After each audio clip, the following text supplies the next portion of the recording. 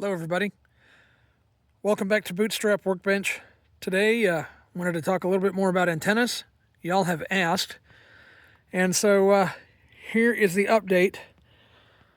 We're starting to get some holes put in the ground for utility poles, but I actually have a question to ask the viewers to see if there's somebody out here that has experience on this, because I need some help. So stay tuned and I'll get into it. So here is the other part of this arrangement. These are some used utility poles. Now, granted, some of them are in fairly bad shape. They are what the electric co-op calls rejects. So basically, they were deemed unfit for service in the utility network, and they were replaced.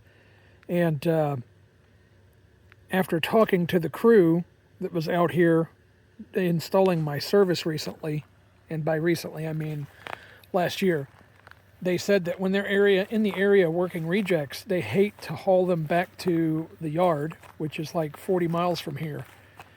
And so they're very happy with dropping them off here at my location. So I can get as many of these as I want, although they would prefer to drop off no less than 15 or 20 at a time. And I'm pretty okay with that, because I think I could come up with a good use for them. But here is my question, and this is where I need help from y'all. I don't know how to put these up. I'm not always going to have access to a crane truck or a utility pole truck to put these things in. So if you've installed these poles at your location, how are you doing it?